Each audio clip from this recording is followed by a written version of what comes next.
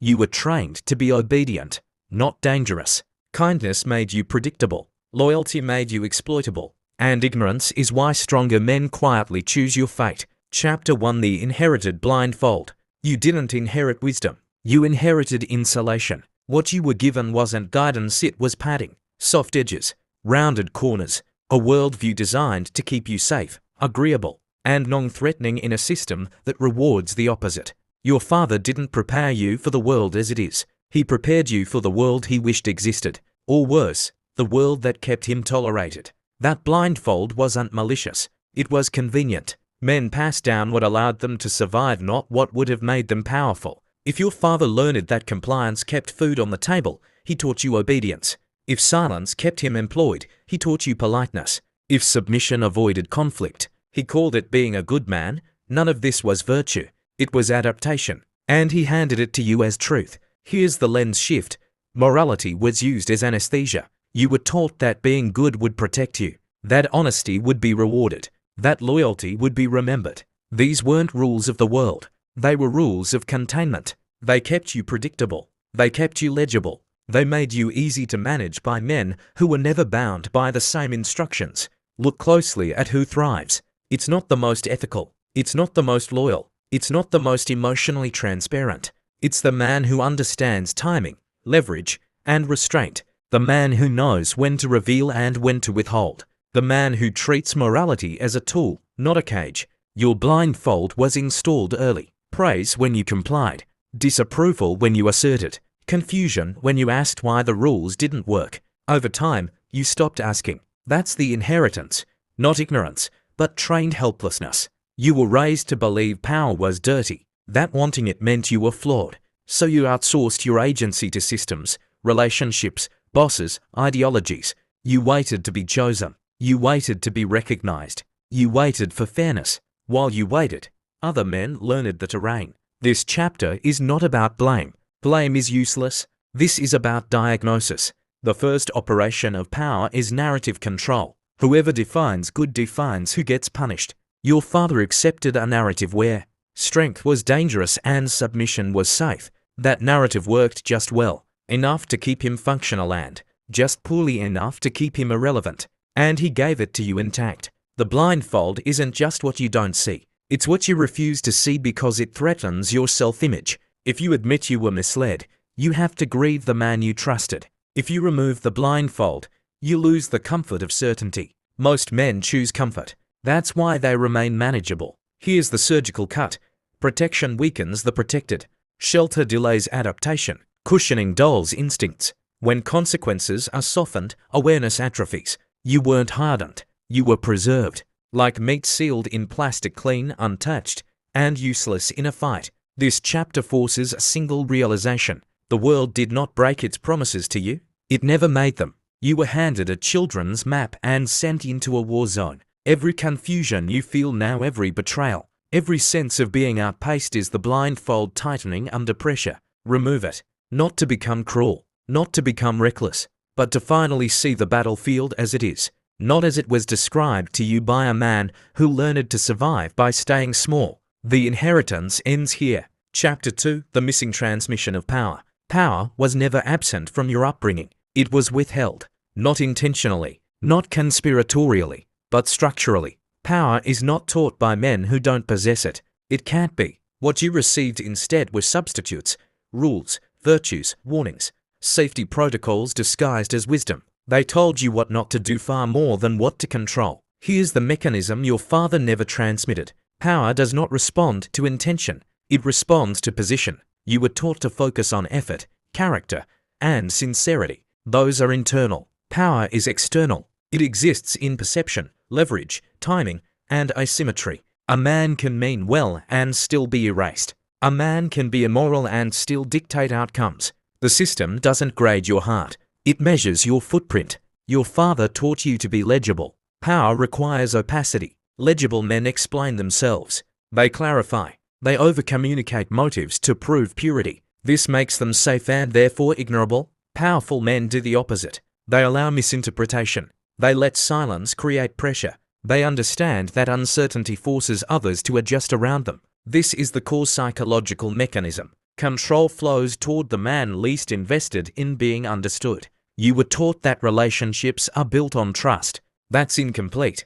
Relationships are built on dependency. Trust is the story we tell after dependency is established. Without leverage, trust is charity. Charity dries up.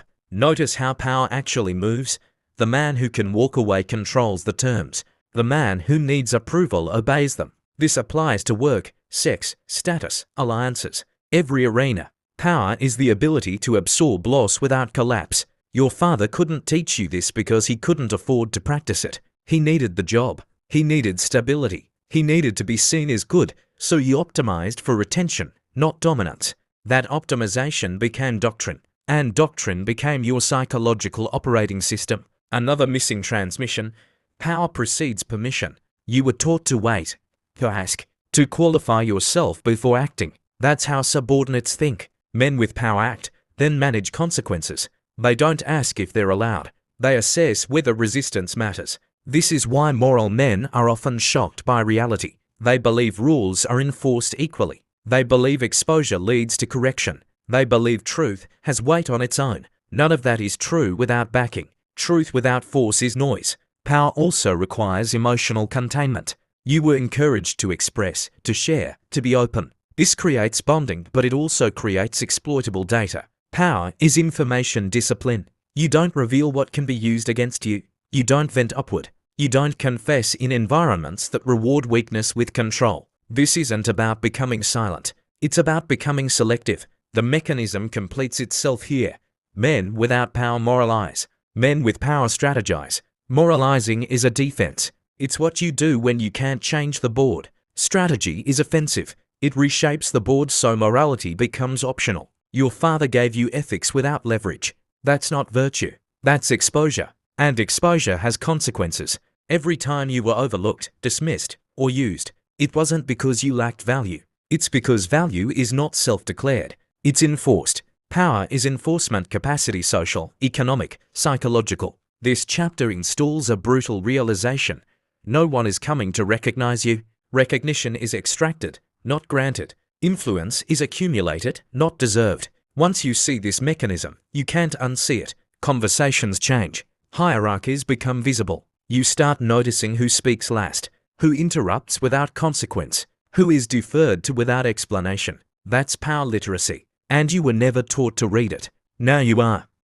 Chapter 3. The men who win, the men who serve. Every system sorts men, not by virtue, not by intention, not by suffering, by function. The world doesn't ask who you are, it measures what you're used for. Once that measurement stabilizes, your role becomes permanent unless you rupture it. This is the architecture your father never named, because naming it would have exposed where he stood. There are 3 dominant archetypes in every hierarchy. Not titles, not jobs, not classes, functions. Predators, sentinels, livestock. Predators shape outcomes. Sentinels enforce structure. Livestock produce value and consume narratives. Most men are trained to become livestock and call it normal life. They work, obey, replicate, comply, and cope. They're rewarded with distraction, status symbols, and permission to feel morally superior to men above them. Their purpose is stability. Systems protect them just enough to keep them productive. Sentinels are the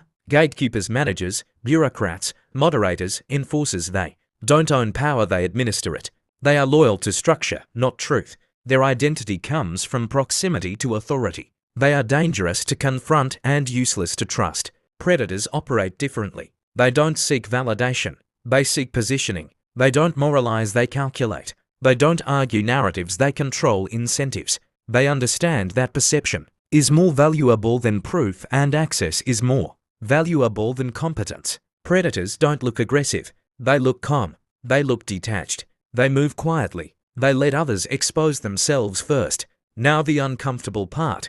Behavior reveals classification. Livestock overshare. They explain themselves. They seek consensus. They react emotionally. They defend their intentions instead of their position. They confuse fairness with reality. Sentinels quote rules. They escalate. They defer upward. They punish deviation. They protect the system even when it harms them. Predators observe. They test boundaries. They withdraw strategically. They speak less than they could.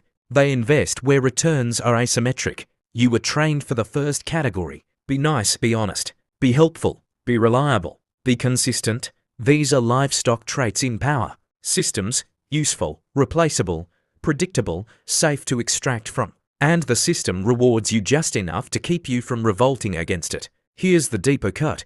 Archetypes aren't personalities, they're incentives. Men become what the system pays them to be. If submission is rewarded, submission multiplies. If dominance is punished, dominance goes underground. Predators learn camouflage. Livestock learn compliance. Your confusion comes from misidentification. You thought kindness was a signal of status. It isn't. Status is signaled by non-need. The man who doesn't chase. The man who doesn't over-explain. The man who isn't easily impressed. The man who can leave. Those behaviors don't look heroic. They look indifferent. But indifference is a luxury. Only men with leverage can afford it. Another pattern. Livestock seek belonging. Predators build distance. Belonging creates obligation. Obligation creates control. Groups don't free you, they bind you. That's why tribes, workplaces, ideologies, and movements feel warm and suffocating at the same time. They don't want your sovereignty. They want your reliability. Predators don't dissolve into groups. They interface with them. They maintain separation. They treat alliances as contracts, not identities. This is why emotionally driven men get used by colder men. Emotion creates visibility. Visibility creates predictability. Predictability creates exploitation. If you can be read, you can be played. The archetype shift is this: from participant to observer, from emotional actor to strategic analyst, from identity attachment to position management. Not because it's evil, because it's how the terrain works. Once you see these patterns, you'll start recognizing the quiet men who never overinvest, the ones who are never fully inside any group, the ones who don't perform loyalty but receive it, the ones who don't ask for attention but command it. They're not louder, they're freer. This chapter doesn't ask you to imitate predators. It forces you to see them, because what you can see, you can defend against. What you understand, you can navigate. If you remain livestock, it won't be because you're weak. It will be because you never chose otherwise. Chapter 4: The Cost of Naivety. Naivety isn't innocence, it's exposure. History doesn't punish evil, it punishes unreadiness. Every collapsed empire, broken family line, and discarded man shares the same flaw: an inability to see aggression before it arrived wearing a smile. You were taught that danger announces itself. It doesn't. Real threats integrate first. Look at history, not the sanitized versions, but the outcomes. Civilizations didn't fall because they lacked morality. They fell because morality replaced vigilance. When borders softened, when standards blurred, when strength was rebranded as cruelty, invaders didn't argue. They occupied. Power doesn't negotiate with values. It exploits them. Naive men believe systems self-correct, that truth rises, that fairness emerges, that bad actors are exposed and removed. This belief is fatal. Systems protect what sustains them, not what is right. If exploitation is profitable, it is tolerated. If weakness is manageable, it is preserved. Your vulnerability was never your emotions. It was your assumptions. You assumed good faith. Others assumed opportunity. Human nature hasn't evolved past dominance games. It's only refined its camouflage. We replaced spears with contracts, raids with mergers, conquest with compliance. The mechanics stayed the same. Acquire resources, neutralize threats, control narratives.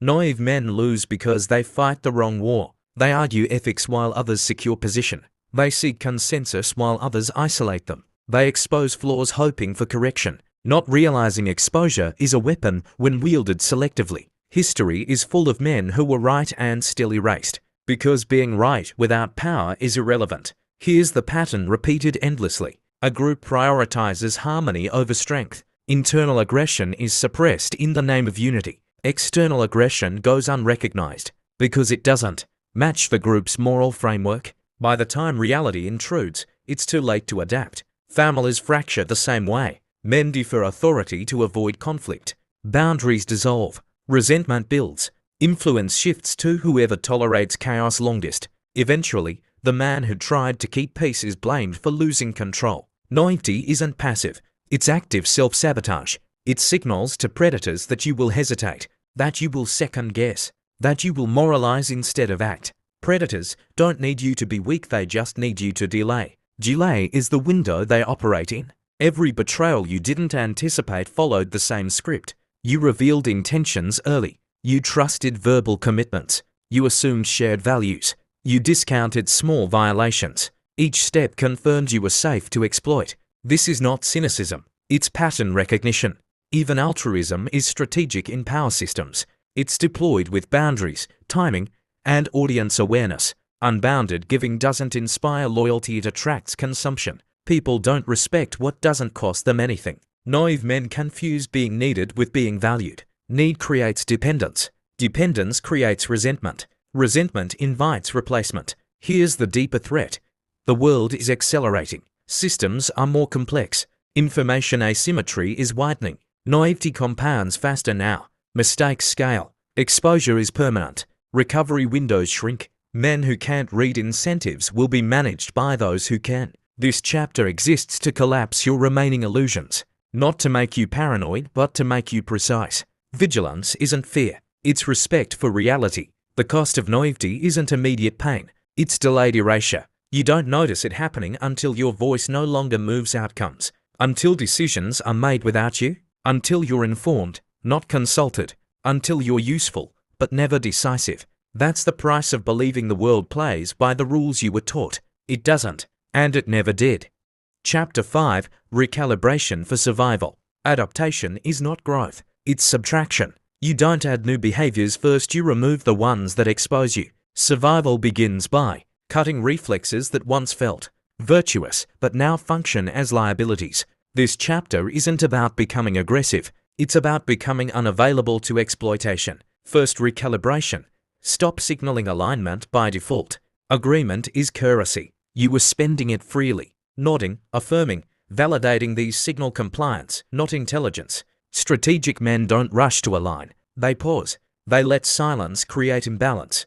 They force others to reveal priorities first. This doesn't make you hostile. It makes you opaque. Second, recalibration. Reduce emotional surface area. Emotion isn't weakness, leakage is. Every reaction teaches observers how to move you. Frustration, enthusiasm, outrage, guilt, each one is a handle. Control isn't suppression, it's timing. You decide when emotion appears and to whom. The rest get neutrality. Third, recalibration. Stop over-delivering. You were taught to exceed expectations to earn security. In power systems, this backfires. Over-delivery raises dependency without increasing authority. You become necessary, but not influential. Deliver exactly what is required, no more, no less, until leverage is established. Scarcity precedes respect. Fourth, recalibration. Shift from honesty to precision. Honesty is indiscriminate truth-telling. Precision is selective disclosure. You don't lie, you filter. You speak in ranges, not absolutes. You answer what was asked, not what could be inferred. This protects optionality. Optionality is power. Fifth, recalibration. Detach identity from outcome. Naive men take losses personally. Strategic men treat them as data. When your self-worth is tied to winning, you expose pressure points. Detachment allows persistence. Persistence outlasts talent. Men who can lose without collapsing eventually outmaneuver men who can't afford to. Next, reframe loyalty. Loyalty without reciprocity is submission. Loyalty is earned through consistent alignment of incentives, not words, not history, not shared struggle. You don't announce loyalty. You demonstrate it conditionally, and you withdraw it quietly when terms change. Another shift. Stop seeking clarity, start observing patterns. Predators don't explain intentions. They repeat behaviors. Clarity is often a trap to extract commitment. Patterns reveal truth without conversation. Watch what people do when it costs them something. That's their real position. You also recalibrate time. Urgency is rarely neutral. It's used to bypass analysis. Men who rush you are managing their own disadvantage. Strategic men move deliberately. They let pressure expire. Time favors the prepared, not the eager. Finally, learn controlled absence. Presence is not power. Absence creates recalculation. When you're always available, you're easy to slot. When you step back without drama, you force reassessment. People adjust their behavior when access is no longer guaranteed. This chapter doesn't give you dominance. It removes the behaviors that prevented it. Recalibration feels unnatural at first. That's because you were conditioned for exposure. Privacy will feel like deception. Silence will feel like weakness. Restraint will feel like loss. Ignore that sensation. It's withdrawal. You are not becoming less human. You are becoming less predictable. And predictability was the opening they used. Chapter 6: Identity Death and Replacement. You don't upgrade identities. You terminate them. The version of you that was shaped to be liked, trusted, and approved of cannot coexist with sovereignty. That identity was built for inclusion, not control. It optimized for safety inside systems that never intended to elevate you. Keeping it alive guarantees continued submission. So it has to die. Identity death is not symbolic. It's functional. You stop defending the traits that once defined you. You stop explaining why you're actually a good guy. You stop preserving continuity with a past that no longer serves your position. The compliant son was useful to others. He followed rules hoping for recognition. He internalized guilt as discipline. He believed effort would be noticed. He mistook endurance for progress. That man was designed to absorb pressure, not apply it. You don't reform him. You replace him. Replacement begins with rejection of external validation. Approval is a leash. The need to be seen as fair, moral, or respectable gives others veto power over your actions. Sovereign men don't ask to be understood. They accept misinterpretation as the cost of freedom. Next, you abandon the need to be consistent. Consistency is for brands and livestock. Strategic men evolve. They contradict past positions without apology. They adjust in public without explanation. Continuity is a story others demand so they can predict you break it. Then, you internalize asymmetry. You stop expecting mutuality. You stop offering equal energy. You stop matching effort automatically. You invest where returns compound and withdraw where they stagnate. This creates imbalance, and imbalance creates leverage. Identity replacement also requires emotional austerity, not numbness control. You don't process emotions publicly. You don't outsource clarity to conversation. You metabolize internally, then act cleanly. Men who emote openly are managed by those who don't. You also sever inherited guilt. Guilt is how old rules police new behavior. Every time you assert boundaries, withdraw effort, or refuse participation, guilt will surface. That's not conscience, it's conditioning. Let it burn out. Guilt fades when it no longer alters your decisions. The new identity is not aggressive. It's non-negotiable. You don't threaten. You don't pasture. You don't persuade. You set terms through behavior.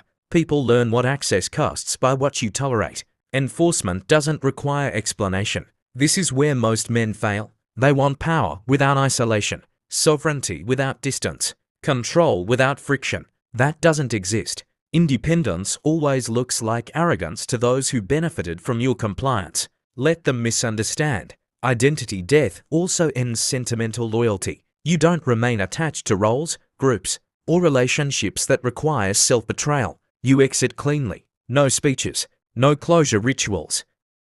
Absence is enough. The new identity doesn't negotiate with nostalgia. What replaces the old self is not a mask. It's a posture. Calm, deliberate, observant, selective. You speak when it shifts outcomes. You move when timing favors you. You commit when leverage is secured. Everything else is noise. This is the final internal threshold. Once crossed, you cannot return to innocence. You'll see manipulation before it's spoken. You'll feel pressure before it's applied. You'll recognize when you're being positioned and you'll step out of frame. That's the replacement. Not a better man, a harder one.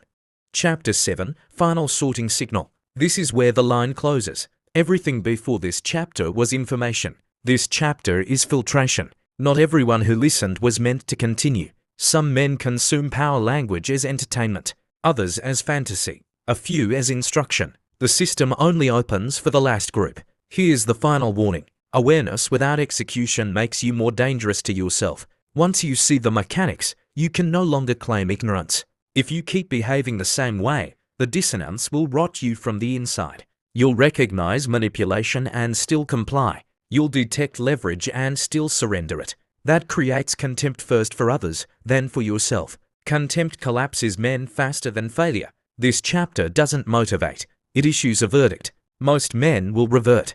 They'll nod along, feel momentarily sharpened, then return to old reflexes because those reflexes preserve social comfort. They'll keep explaining themselves, keep oversharing, keep hoping, keep mistaking endurance for progress. They'll call this balance.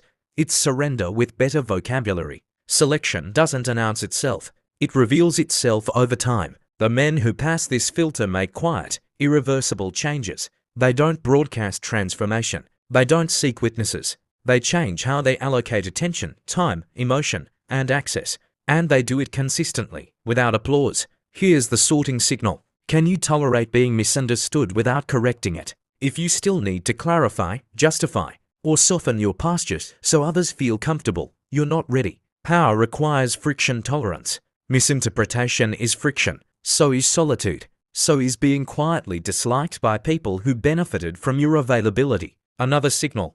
Can you withdraw without drama? Most men leave loudly because they want recognition for leaving. That's dependency wearing rebellion's mask. Sovereign men exit silently. They don't announce boundaries. They enforce them by absence. The system notices too late. Another cut.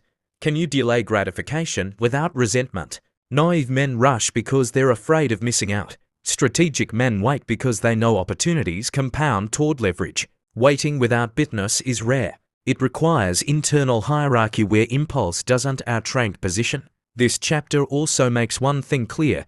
There is no community here. Communities soften edges. They redistribute responsibility. They create emotional cover. None of that serves this path. If you need reassurance, feedback, or consensus, you'll default back to being managed. This is solitary work, not lonely separate. You will notice the shift when conversations feel different, when people explain themselves more around you, when they test you subtly, when they hesitate before making requests they once assumed you'd fulfill. That hesitation is the signal. It means your behavior has changed the cost structure. From that point forward, there is no final arrival, only maintenance. Power decays without upkeep. Boundaries erode if unenforced. Leverage dulls if unused. The world doesn't punish rest, it punishes stagnation. If you expected closure, you misunderstand the nature of this path. There is no ending, only a permanent position of alertness. And one last truth, clean and unsentimental. Most men don't fail because they're weak. They fail because they want to belong more than they want to be sovereign. If you can live without belonging, you can't be controlled. If you can't, nothing you've heard will save you. The sorting is complete.